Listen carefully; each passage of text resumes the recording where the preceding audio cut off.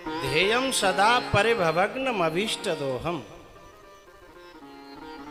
व्यास जी महाराज कहते हैं भगवान के श्री चरण, भगवान के चरणों का आश्रय क्या क्या देता है। परिभवग्नम अभीष्ट दोहम। भव माने संसार, भव माने रोग, भव घ्नम उनको धुन देते हैं भगवान के चरण। उनका आश्रय ले ले कोई तो जो रोग कैसे नहीं मिटे मन के और तन के, यदि उनके चरणों का आश्रय ले लिया जाए तो उन रोगों का ढूंढने से भी पता नहीं चलता, ढूंढने से कहां गए। अभीष्ट दोहम, अभीष्टदह यानी जो भी मन में कामनाएं जितनी भी हैं उन सबको देने वाले। लेकिन जो मेरे गुरुजी कहते हैं अभीष्टदह, द के दो अर्थ हैं, द माने ददाती और द माने द्यति, खंडयति। द माने देना और द माने दमन कर देना, द्यति खंडन कर देना, नष्ट भ्रष्ट कर देना। जो उचित जो इच्छाएं हैं उनको पूरी कर देना और जो अनुचित हैं उनका खंडन करके नष्ट भ्रष्ट करके उन्हें नष्ट कर देना। ये आपके चरणों का आश्रय अपने आप करता है। भृत्यार्थ हन प्रणत पाल भवाब्दि पोतम। भृत्य यानी जो आपके चरणों के आश्रित हैं, आप ही जिनके सहारे हैं। जैसे नारद जी थे ना, नारद जी ने राम जी से कहा कि भगवान अब आप सीता जी की वियोग में रोते फिर रहे हो, जंगल जंगल रावण ले गो। जे आपने अपनी आफत खुद मोल ली, यदि बाद ना मेरो ब्याह है जान दो हो तो मैं काय को श्राप देता हो। कथा तो याद आ गई होगी आपको, जब नारद जी बंदर बने थे ना तो भगवान ने तो बंदर बनाया था। आज जब सीता जी की चोरी हो गई तो नारद जी चले आए तानो देवे। कहा तानो देवे के बाद ना तुमने हमावना हो दो, आज डोल लायो बाद ना हमाव है जान दो हो तो आज जे दिना देखने नहीं पड़ते। राम जी से कह रहे हैं आपने हमारा विवाह नहीं होने दिया, जबकि मेरे जैसो समर्पण शायद दुनिया में और काऊ को नहीं है। आपके प्रति मैं आपका था और मेरे आपके अलावा दूसरों दुनिया में कोई नहीं है। तो न मेरो बाप, न मां, न कोई भाई, और मैंने आप तो कबो कछु नहीं मांगे। जीवन में पहली बार एक इच्छा उत्पन्न भई और आपने वो, और चलो इच्छा पूरी न करते तो कोई बात नहीं, कम से कम मैं बंदर को मोह बना के जगत हंसाई तो नहीं कराई होती। आपने, मैं आपको अपनो और आप मेरे, उसके बाद आपने ऐसा किया। तब भगवान ने बड़ी प्यारी बात कही, नारद जी दुविधा तो यही थी, परेशानी तो यही थी कि तू मेरा था। यदि तू भिखारी बन करके आता, मेरा न होता तो तू जो मांगता मैं वो दे देता, मेरे जाने मरो चाहे जियो, है ना। मेरा न होता तो, लेकिन तू मेरा बन के आयो ना तो मैं अपने को, चाहे मैं खुद गड्ढे में गिरने को तैयार हूं। आज मैं तुम्हारी वजह से कष्ट भोग रहा हूं, पर मैं अपने को कष्ट में जाते हुए देख नहीं पा रहा था। आज मैं नहीं रोता तो मेरी जगह तो रोना पड़ता, इसलिए मैंने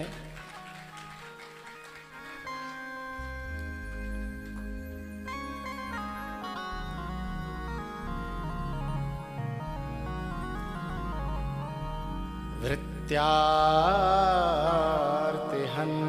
प्रणत पाल भवाब्दि पोतम।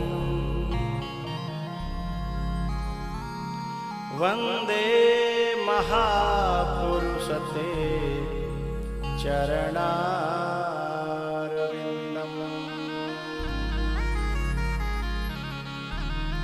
तो द माने ददाती, द माने द्यति, खंडयति। तो भगवान, एक बात ध्यान रखना, भगवान को आपने यदि अपना बना लिया तो फिर वो उचित को पूरी करेंगे और अनुचित को खत्म कर देंगे।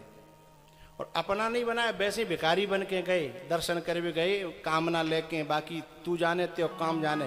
जब तक दर्शन कर भी आए, जब तक हमने जो मांगो का वो मिल जाए, बाकी बात तू अपने घर और हम अपने घर, तो फिर वो तुम्हें दे देगा जो तुम्हें चाहिए, बाकी कंटी कट जाएगी, है ना। लेकिन यदि अपना मान लिया तो फिर वो नहीं दे पाएगा। ये उसकी खासियत है, चाहे वो ईश्वर हो चाहे वो सदगुरु हो, वो दे नहीं सकता। कुपथ मांग, कुपथ कैसे दे देगी माँ? जो बच्चे के लिए उचित नहीं है उसे माँ कैसे दे देगी? कुपथ मांग रुज व्याकुल रोगी, वैद्य न देहि सुनहु मुनि जोगी। एहि विधि हित तुम्हार में ठयहु, एहि विधि हित।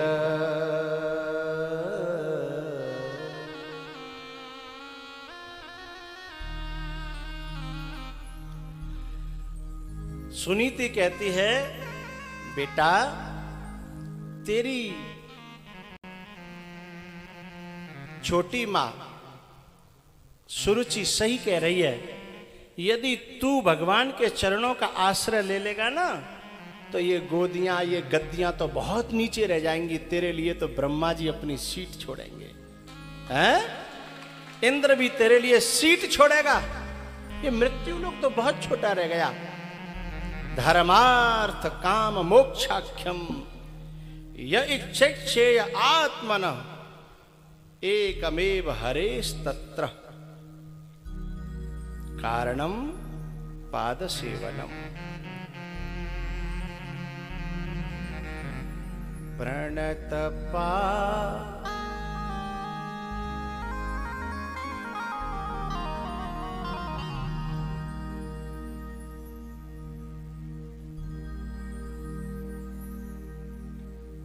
बड़ी प्यारी पंक्ति है गोपी गीत की। प्रणत देहिना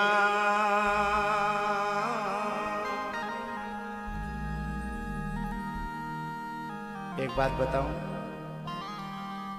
जो लोग पट्टी और बुद्धिका पे पढ़वे गए होंगे वे बातें जान समझेंगे। जा बातें पहले स्याही की गोली आती, बैंगनी, नीली, काली और पीली स्याही की गोली, और हम लोग कांच की बोतलों में उन्हें घोर के पीस के पानी में मिला के, और फिर जो सरकंडो होता है ना, सरकंडो बाकी कलम बना करके और फिर लिखता है।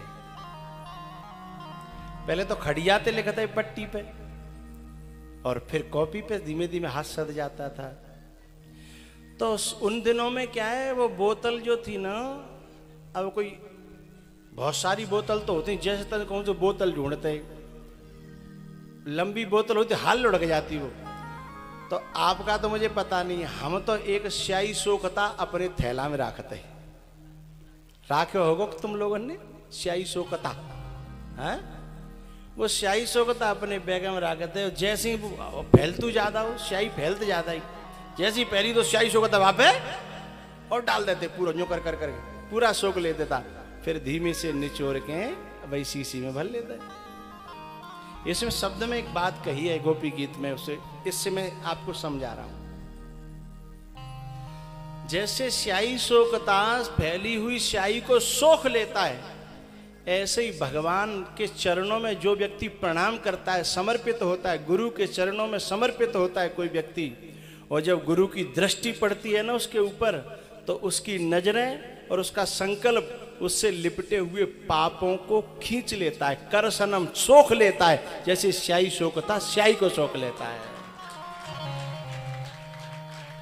शब्द आ रहा है प्रणत देहना,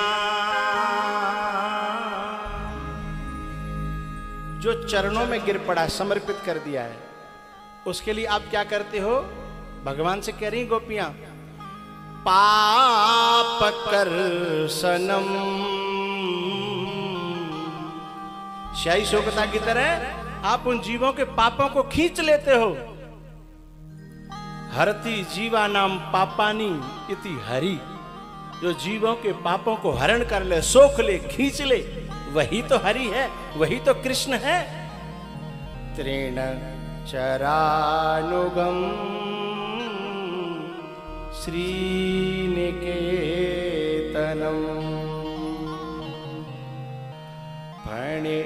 फणार्पितम ते पदाम्बुजम, कृणुकुचे सुनः कृन्धिहिरेक्षयम्,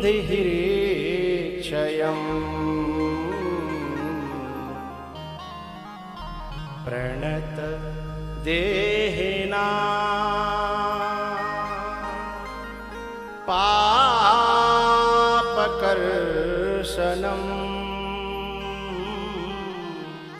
तृणचरानुगम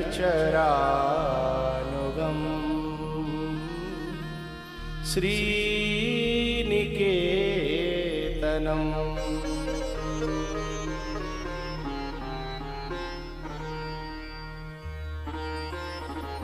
भैया, मां का उपदेश पाकर के ध्रुव जी महाराज संतुष्ट हुए और बोले, मां जब तपस्या इतनी अच्छी चीज है तो क्या मैं तपस्या करने जाऊं? बोले हाँ बेटा। अच्छा एक बात और बताऊं, कोई नारी स्वयं तपस्विनी होगी, वही अपने पुत्र को तपस्या का उपदेश दे पाएगी, और नहीं तो यूं कहेगी कि कछु कमाएबो धमाएबो सीख ले, भूखो मरेगो, कछु झूठ साँच बोलबो सीख ले, नहीं तो भूखो। जो स्वयं तपस्विनी होगी, जो स्वयं भगवान की भक्त होगी, वही तो अपने बेटा को ऐसा कह पाएगी, वही तो अपनी बेटी को ऐसा कह पाएगी, है?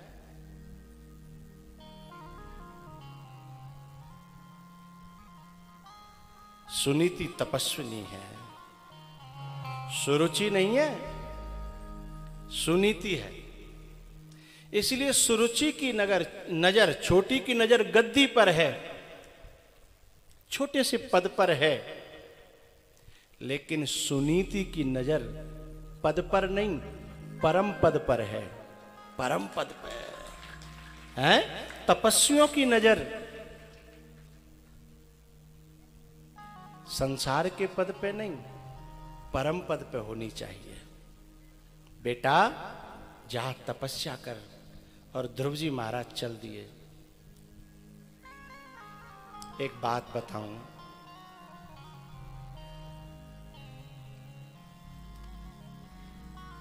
आप में जाने कितने लोग बैठे होंगे यहां, जिनका मन बार बार करता होगा कि दुनिया देख ली, अब तो भजन करेंगे, अब तो कहूँ वृंदावन या गोवर्धन या कहूँ हरिद्वार या कहीं ऐसी जगह कहीं जाएंगे।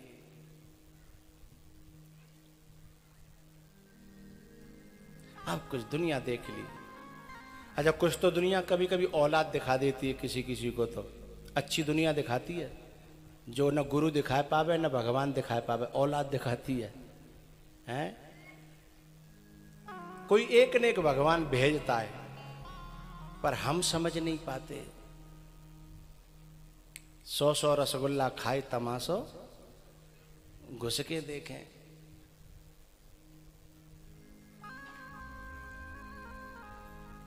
पता है ध्रुव जी महाराज, मैं ये कहना चाह रहा हूं कि हमें न जाने कितने प्रकार के भय रोक लेते हैं कि हम यदि जाएंगे तो वहाँ कौन देखेगो, हमारी देखभाल को करेगो, कहाँ रोटी खाएंगे, का मतलब होगो, आगे का रास्ता ही नहीं पता। लेकिन सत्य बात तो कुछ अलग है, वही पर्दा की तरह सत्य दिखाई नहीं देता, यथार्थ दिखाई नहीं देता। सत्य बात को मैं आपको एक शब्द से कहूं, एक शब्द में तो बनेगी नहीं, एक आध दो वाक्य बना करके मैं कहूं,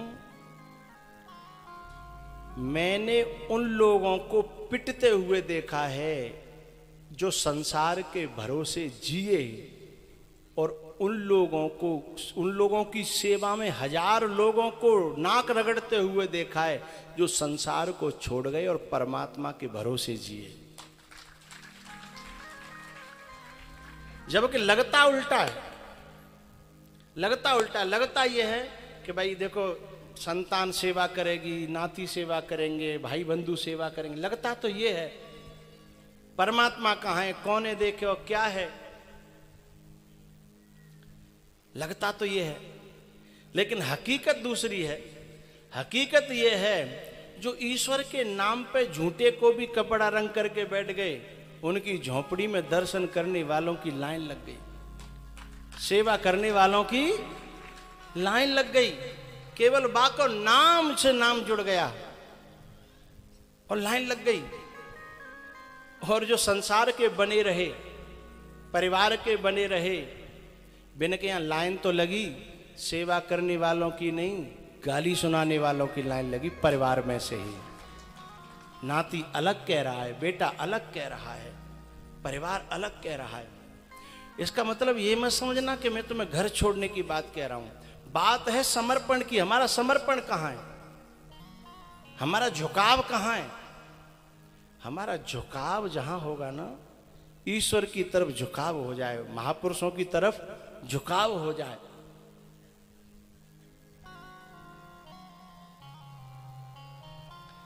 ध्रुव जी ने एक सेकंड भी सोचा नहीं कि मैं घर को छोड़ के जाऊं तो मेरा क्या होगा, कहां जाऊंगा, कहां व्यवस्था होगी, कहां सोऊंगा, कहां बैठूंगा, क्या खाऊंगा, एक सेकंड भी सोचा नहीं।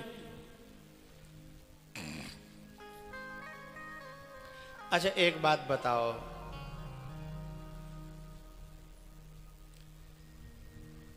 तुम में जितने लोग बैठे हैं, कुछ मेरे परिचित हैं, कुछ अपरिचित हैं।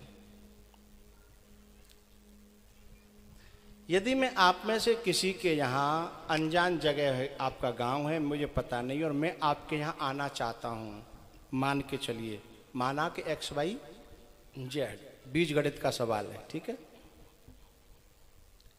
उत्तर निकल के आएगा इससे। माना मैं आपके यहाँ आना चाहता हूँ और मैं घर से अपने आश्रम से चल दिया। अब जैसे ही मैं निकला हूं ना, और आपको मेरे किसी साथी ने कॉल करके कह दिया कि हम निकल गए गुरुजी को लेके, अब उसी क्षण से आपका पूरा ध्यान हम पर होगा कि नहीं होगा, हाँ या ना? पल पल पे तुम मेरे ड्राइवर से खबर लोगे कहां पहुंचे गए, कहूं भटके तो ना गए, कहीं रास्ता तो नहीं भूल गए, क्योंकि रास्ता पता नहीं है, नई जगह है। आप पल पल ख्याल रख रहे हो। और फिर अब यहां बहुत दिनों बाद आए थे तो रास्ता हमको याद नहीं रहा था, तो हम क्या है, वो कौन सी रोड थी, भरतना, इटावा से भरतना रोड पर चले गए। ये जितेंद्र पूरी खबर लेता रहा कि कहाँ पहुंच गए। जब इसको बताया हमारे ड्राइवर ने कि हम तो पहुंच गए बेला बिधुना के पास, तब ये बोला कि माँ का कर रहे आप बेला बिधुना माँ? बोले जेई रोड बताई। तो कहा रोड तो थी बसरेहर, क्या थी, बसरेहर, लेकिन बताने वाले का चक्कर पड़ गया, बसरेहर की जगह भरतना कह दिया है। उस रोड पे हम चले गए किलोमीटर। तो फिर हमको लेने के लिए एक मोटरसाइकिल गई। हम जब फिर लौटे, फिर लौट के इटावा जाना पड़ा, फिर बसरी भाई रोड आए, फिर ये जो किशनी चौर आया, फिर वहाँ एक व्यक्ति पहुँचा मोटरसाइकिल लेकर के, फिर वो आगे आगे, हम पीछे पीछे। लेकिन मुझे कहना क्या है, हम लोग संसारी हैं और हम तुमसे मिलने चले आपस में ही, हम मृत्यु लोक के व्यक्ति हैं और हम आपसे मिलने चले, जब से चले हैं तभी से चिंता हुई या नहीं? और तब से जब हमको चिंता हो जाती है, कोई हमसे हमारी तरफ चले तभी से हमें चिंता हो जाती है, जब से वो निकला है तो क्या परमात्मा हमसे भी गया बीता है क्या? उसको चिंता नहीं होगी कि ये मेरी तरफ चल गया है? तो क्या वो रास्ता बताने नहीं आएगा? क्या वो हमें बुलाने नहीं आएगा? क्या वो रास्ता बताने दिखाने नहीं आएगा? क्या वो हमारे आगे आगे नहीं चलेगा? क्या वो हमसे गया बीता है? नहीं है। लेकिन हमें उसका पता नहीं है कि वो ऐसा भी है, क्योंकि हमने संसार की संगति करी है। हमें पर्दे पे पिक्चर ही पिक्चर दिखती है, क्योंकि हमें पर्दा तो दिखता ही नहीं है, सत्य का दर्शन ही नहीं हो रहा, यथार्थ का दर्शन ही नहीं हो रहा। यथार्थ बिल्कुल अलग है, जबकि संसार वाले लोग तो फिर भी भटका देते हैं। लेकिन वो तो जैसे ही ध्रुव जी चले, भगवान की हलचल ही मच गई। अरे मेरी तरफ चला है, और ये बेचारा कुछ जानता नहीं है, इसको तो ये भी नहीं पता तपस्या कौन से पेड़ पे लगती है, कहां जाना है। और जैसे घर से निकला जंगल की तरफ, तुरंत भगवान ने कहा, स्मरण किया नारद जी का। नारद जी प्रकट हुए भगवान के पास। नारद जी ने कहा, प्रभु आप इतने व्याकुल कैसे हैं? बोले, एक नन्नो सो बालक और मोह पावे के लिए निकल पड़े हो, कहीं वो भटक न जाए, इसलिए तुम जाओ,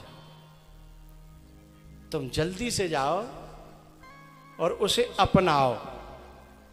नारद जी ने कहा कि अरे आपने अपना लिया तो मैंने तो अपना ही लिया ना। जब आपको इतनी चिंता जिसकी है, फिर मैं चिंता न करूं, ऐसा कैसे हो सकता है? नहीं नारद जी, आप संत हो, आप सदगुरु हो, और जब तक कोई संत और सदगुरु नहीं अपनाता, तब तक जीव को मैं भी नहीं अपनाता हूं। इसलिए पहले गुरु की भूमिका निभाओ, जाओ। गुरु की भूमिका निभाने के लिए नारद जी आ गए, और नारद जी ने तुरंत ध्रुव जी महाराज से रोक करके कहा,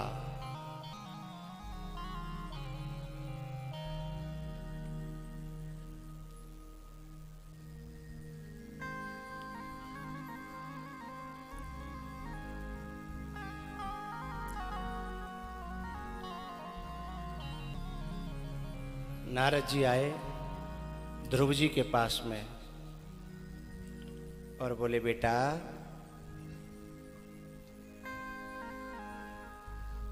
तुम्हारे पिताजी ने तुम्हें फटकार के भगा दिया है ना, तुम्हारी माता जी ने। चलो कोई बात नहीं, माता जी हैं, कहती रहती हैं, कोई बात नहीं, चलो मैं तुम्हारा एका करवा देता हूं तुम्हारे पिताजी से मिलके।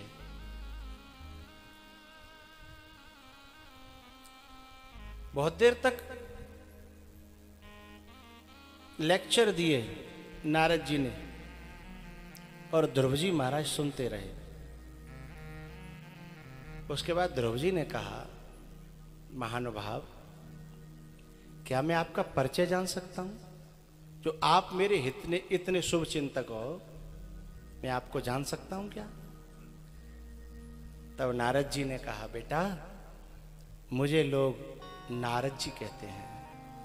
और जैसे ये बात सुनी, ध्रुव जी चरणों में गिर पड़े, क्योंकि उसकी माँ ने बताया था कि नारद जी की महिमा क्या है। तो माँ संतों की महिमा पहले वही बताएगी जो स्वयं संतों की महिमा जानती होगी। जैसे ही नारद जी ने परिचय दिया, और ध्रुव जी महाराज साष्टांग चरणों में गिर पड़े।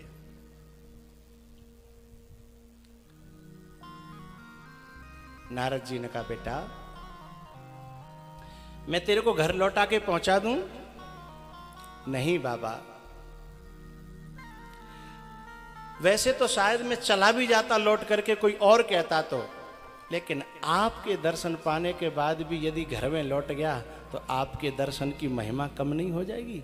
आप तो घरों में भेजने वाले नहीं हो, आप तो घरों में से निकालने वाले हो। घर माने बंधन, घर माने बेकार, घर माने संसार, आप तो निकालने वाले हो, आप घर भेजने की बात कर रहे हो। तो नारद जी को बड़ी खुशी भई कि चेला पक्का है, मैं तो कच्चा समझ रहे हो लेकिन चेला पक्का है। तुरंत उन्होंने जो है उसको मंत्र प्रदान किया कि बेटा तुझे भगवान को पाना है ना। बोले हाँ। तो फिर तू भजन कैसे करेगा? बोले मोह ना पतो, मैं जा रहा हूं, जो बता देगो वैसे करूंगा। बोले तेरे गुरु कहाँ है? बोले आप ही तो हो। आप आए तो गए। और सच में जब अंदर से उसको पाने की लालसा पक्की हो जाए तो वो और उसका रास्ता बताने वाले स्वयं रास्ते में आ जाते हैं। स्वयं नारद जी ने गुरु मंत्र प्रदान किया।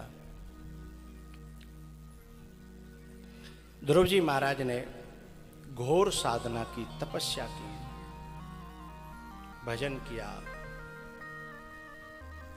आखिरकार भगवान वहां आए हैं।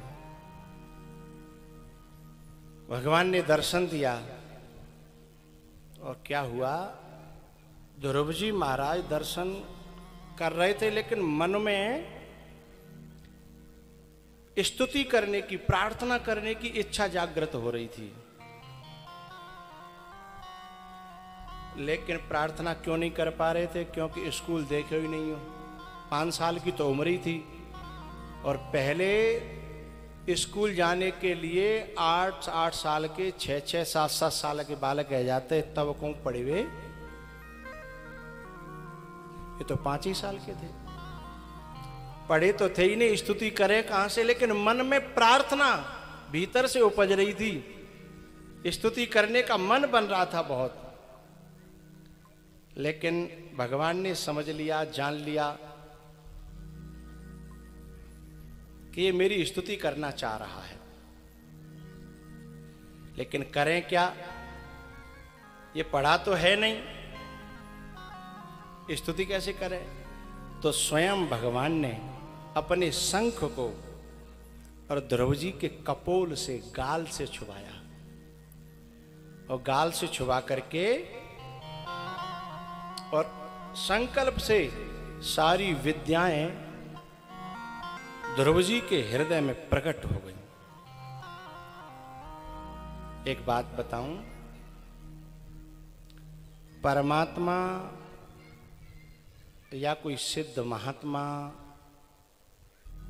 यदि संकल्प भी कर ले तो हमारे हृदय में विद्याएं प्रकट हो सकती हैं, बिना पढ़े ही, बिना पढ़े।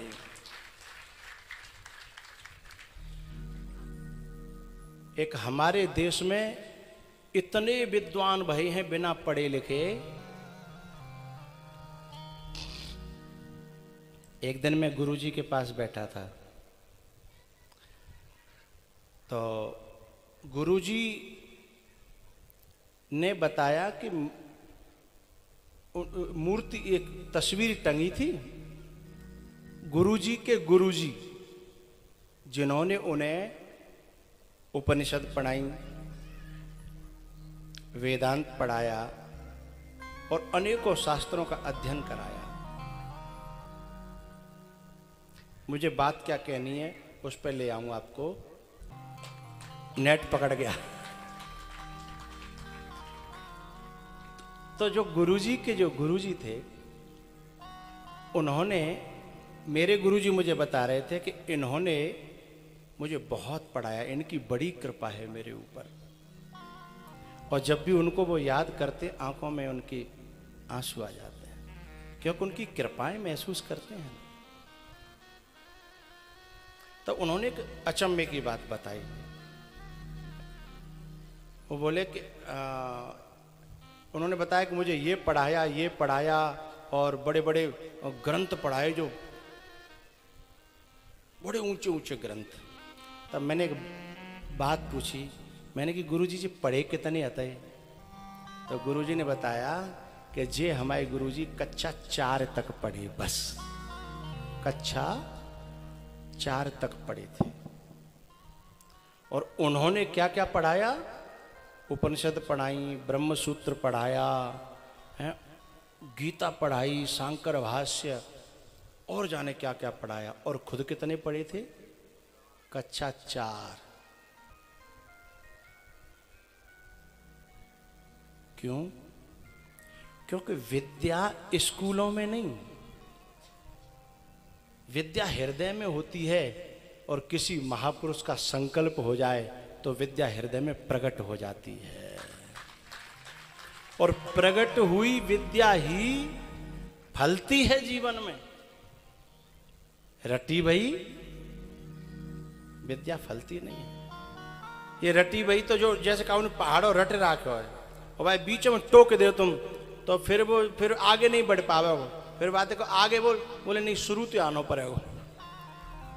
जहां टोक दो ना, अरे बोले यहां से आगे कैसे बढ़ेंगे, फिर शुरू से शुरू करेगा है। 9 नहीं कर 9 9 दूनी 18, 9 30 27, 9 चौक 36, 9 पन्ना 45, जैसे टोक दो है 45 45 आगे बढ़ो। बोले अरे तुमने टोक दिया, फिर शुरू करेगा 9 पैसे है। क्योंकि ये रटी हुई विद्या है। कंठं गतावा श्रवणं गतावा। लेकिन अध्यात्म विद्या जो होती है ना, वो चाहे सुनी हुई हो चाहे उपजी हुई हो, लेकिन महापुरुष का संकल्प जुड़ा हो तब वो बेड़ा पार कर देती है। वो ऐसी विद्या होती है जो ध्रुव जी के अंदर से उपजी, पढ़ी नहीं। कबीर बाबा ने कहा तो है, पोथी पढ़ पढ़ जग मुआ। मुआ माने मर्यो, और पंडित भयो न कोई। और ढाई आखर प्रेम को, जो पढ़े सो पंडित हो। पोथी पढ़ पढ़ के जग मुआ। सूरदास जी तो अंधे थे, अंधे बिल्कुल। हमारे कभी संत हुए कुछ दिन पहले, अब शरीर छूट गया उनका, गुरु शरणानंद जी महाराज। आंखों के जन्म के अंधे थे, और वो ज्ञान उनके अंदर, अरे साहब विद्या उपजती है।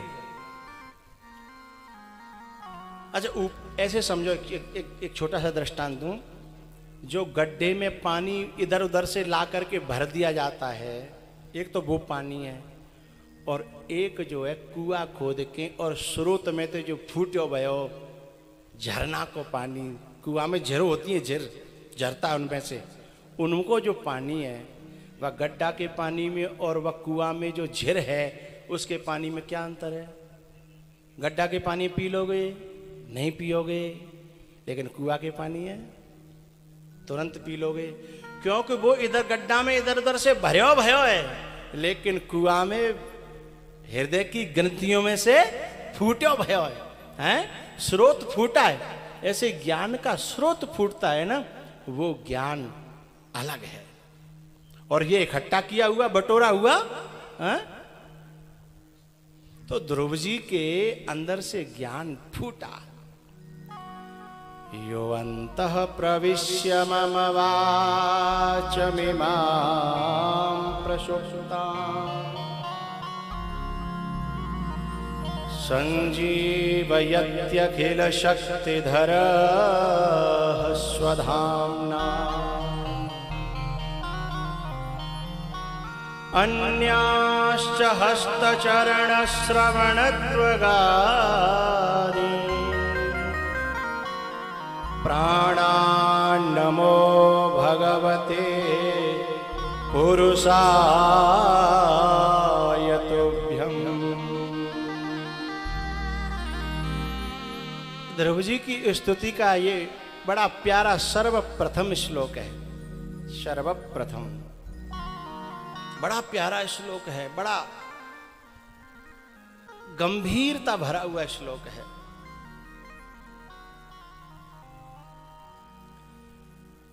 मंदिर में हम जाते हैं, मूर्ति के दर्शन करते हैं, माथा झुकाते हैं, प्रार्थना करते हैं, आरती बोलते हैं, अच्छी बात है। लेकिन एक बात यहां कहनी है मुझे ध्रुव जी के इस श्लोक से।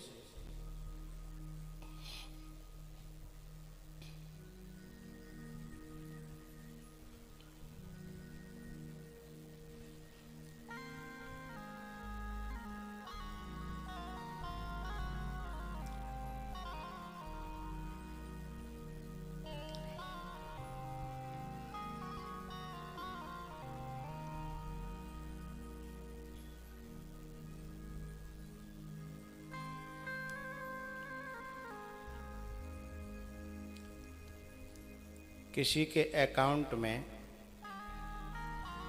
2 करोड़ रुपए हैं, माना कि 2 करोड़ रुपए हैं।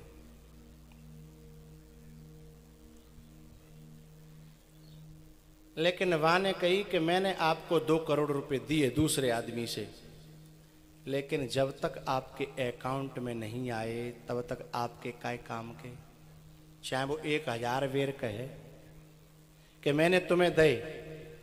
अच्छा, झूठे को लोग कहते भी तुम्हारे ही तो हैं, तो बोले अकाउंट में पटके हमारे।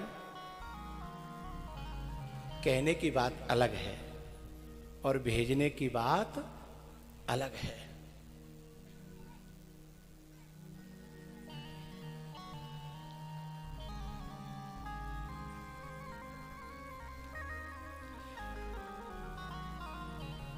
ऐसा बताते हैं, खेती पाती बीनती और घोड़े का तंग, अपने ही हाथ समारियो चाहे लाख लोग होएं संग। हथियार तुम्हारे हाथ में आ जाए तो तुम्हारा है, तुम्हारे नामे भले ये दूसरे के हाथ में पहुंचेगा तो।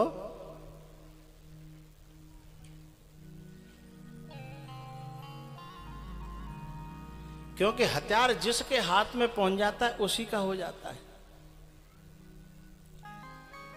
ऐसे ही मंदिर में बैठा हुआ भगवान, यदि जब तक वो हमारे हृदय में हमें महसूस नहीं भयो तो हमारे काय काम को। हमारे काम तो तब आवेगो जब हमारे हृदय में हमें महसूस हो जाएगा। तो जो ध्रुव जी महाराज जो स्तुति कर रहे हैं ना, वो स्तुति जो सामने ठाकुर जी खड़े हैं उनकी तो कर रहे हैं, पर वो स्वयं कैसे हैं उस यथार्थ स्वरूप को बता रहे हैं इस श्लोक में। केवल आप वहां, जैसे हम लोग क्या करते हैं, मंदिर में ठाकुर जी बैठा ले हैं, और जब अपन कछु पूजा पाठ करनो कर लो सब कुछ, बाकी बात पर्दा बंद कर लेते हैं कि हम कछु गलत सलत करें तो तुम देखना नहीं हैं, हम कछु झूठ साँच बोले पाएंगे। और ठाकुर जी को भी उल्लू बनाने की कोशिश करते हैं, बन तो नहीं सकते पर बनाने की पूरी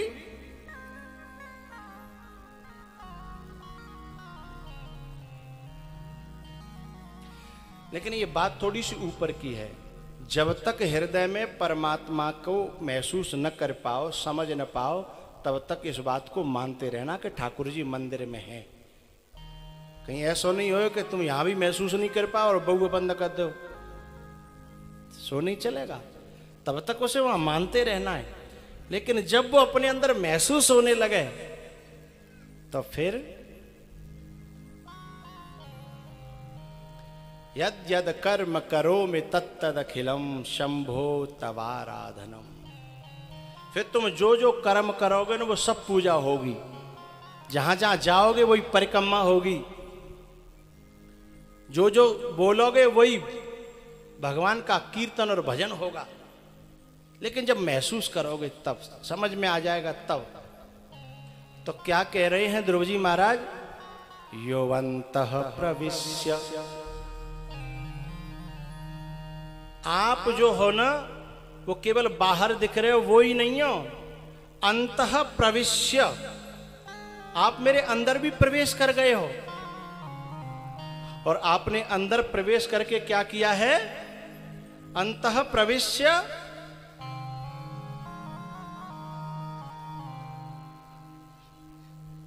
मेरे भीतर घुस करके जो मेरी वाणी सोई थी, जो मेरा ज्ञान सोया हुआ था, इमाम प्रसुप्ताम वाचम, ये जो मेरे अंदर से जो वाणी निकल रही है, ये मैं तो बोलना जानता ही नहीं, लेकिन आपने बाहर खड़े होकर के और भीतर घुस करके भी, इसका मतलब आप इष्ट रूपेण बाहर भी हो और अंतर्यामी रूपेण अंदर भी हो, और दोनों तरफ आप ही काम कर रहे हो, आप ही बोल रहे हो और आप ही बुलवा रहे हो, आप ही बोल रहे हो और आप ही बुलवा रहे हो। अंतर्यामी रूप से, चैत्य वपुषा रूप से, चेतना रूप से आप ही बुलवा रहे हो।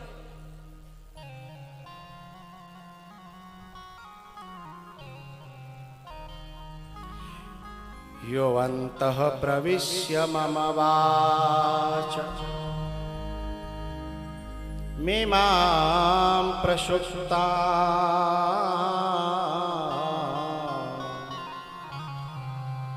जो मेरी वाणी सो रही थी, अन्याश्च हस्त चरण श्रवणत्व गादीन, मेरे शरीर में, मेरे अंगों में, मेरे इंद्रियों में जो जो अब शक्ति है, जो चेतना है, जो जागृति है, उसको आप ही जगा रहे हो। कैसे? अंतः प्रविश्य, मेरे अंदर प्रवेश करके।